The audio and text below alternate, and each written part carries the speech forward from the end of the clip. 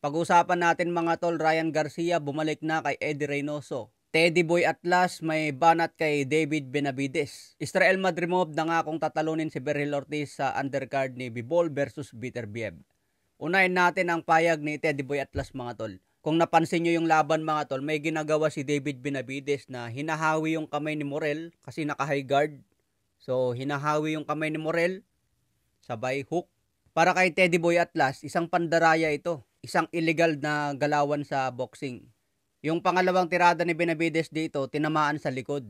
Kaya mas lalong nagalit si Teddy Boy Atlas. Kasi yung paghawi ni David Benavides malakas. Kaya napayuko si Morel na tamaan sa batok, sa likod ng tenga. Kaya sinasabi ni Teddy Boy Atlas, isang illegal daw ito pero bakit hindi pinapansin ng referee? Sa slow motion mga tol, kitang-kita natin pero mabilis ang pangyayaring yan. Lalo kung yung referee nasa kabilang side, hindi na talaga makikita yan. Pero alam ng mga referee yung style na yan mga tol. Hindi lang si David Benavides ang nakita kong gumagawa niyan. Maraming boksingero. Si Lomachenko, ginagawa din yan mga tol. Kung hindi yan napapansin ng referee at hindi sinisita, goods yan sa laban. Pero kung may isang referee na ipagbawal yan at babawasan ng puntos yung gagawa, maaaring hindi na ito gagayahin ng ibang boksingero. Kaya hanggat pinapayagan yan sa loob ng ring at nakikita ng mga boxer, aba, pwede pala yun, pwedeng gayahin.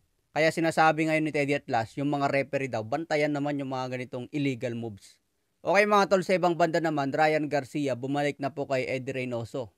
Matatanda ang umalis si Ryan Garcia kay Eddie Reynoso noon. Dahil daw, hindi na naasikaso ni Reynoso itong si Ryan Garcia, napapabayaan na raw. Kaya pumunta si Ryan Garcia kay Joe Gusen, pero umalis din si Ryan Garcia.